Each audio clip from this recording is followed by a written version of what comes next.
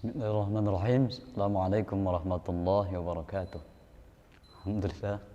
Alhamdulillahilladzi anzala as-sakinata fi qulubil mu'minin liyazdadu imanan ma'a imanihim.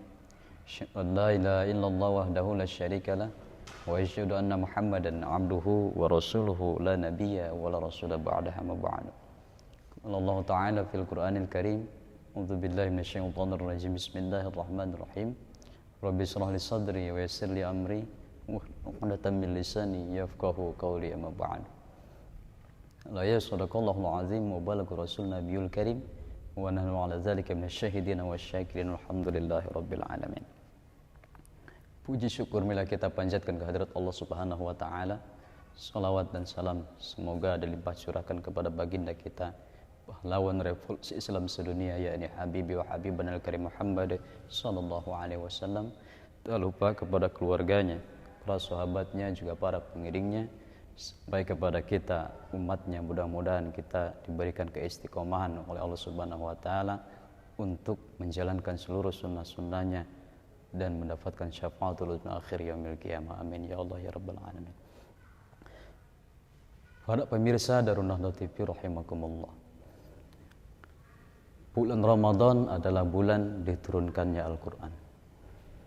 Namun pada kesempatan yang berbahagia ini, saya tidak akan membahas tahapan daripada nuzul Quran tersebut.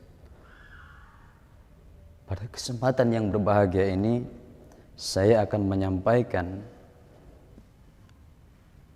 mengkaji ataupun membahas tentang bagaimana dan untuk apa Al-Quran diturunkan.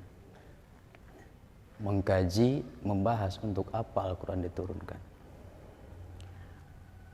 Para ulama menyebutkan membaca Al-Quran kemudian itu ada dua. Pertama, membaca lafaznya, yang kemudian bagi kita yang membaca lafaznya akan mendapatkan 10 kebaikan dari setiap huruf yang kita baca. Kemudian yang kedua, membaca hukumnya, memahami hukumnya, dan mengamalkan apa yang ada di dalamnya. Bayangkan jika kita mempunyai satu buku petunjuk. Buku petunjuk itu tidak kita baca, maka kita tidak akan bisa memahami apa yang ada pada buku petunjuk tersebut. Kemudian kita bayangkan mempunyai buku petunjuk tetapi kita tidak pahami, tentu itu juga tidak akan menghasilkan apapun bagi kita daripada buku petunjuk tersebut. Dan juga kita baca, kita pahami, namun kita tidak mengamalkannya, juga itu sama saja kita tidak akan mendapatkan manfaat, kebaikan daripada buku petunjuk tersebut.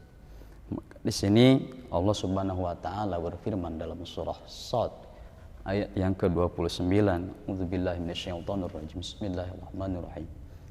Kitabun anzalnahu ilaika mubarakun yadabbaru ayati wa liyatadzakkaru ulul albab. Yang artinya Al-Quran ini adalah kitab yang Allah turunkan kepada kita dengan penuh keberkahan agar kemudian mereka menghayati, mentadaburi ayat-ayatnya, waliyadzakkaru ulul albab, dan mengingatkan sebagai pengingat bagi orang-orang yang berakal. Ma'asyiral muslimin rahimakumullah. Bagaimana dalam firman Allah tadi, Allah menyebutkan, maka artinya Al-Quran ini, kitab petunjuk ini akan menjadi bermanfaat bagi kita jika kita membaca, kemudian memahami hukum-hukumnya dan menerapkan apa yang ada di dalam Al-Quran tersebut. Inilah yang kemudian yang menjadi fungsi utama diturunkan Al-Quran kepada kita selaku hamba. Kemudian bukankah Nabi Shallallahu Alaihi Wasallam juga pernah bersabda, jadi Al-Quranu hujjatun laka au alaika. Artinya Al-Quran itu akan menjadi hujjah alaika, hujjatul laka, akan menjadi hujjah atau pembela mereka yang membacanya, yang memahaminya, yang menerapkannya.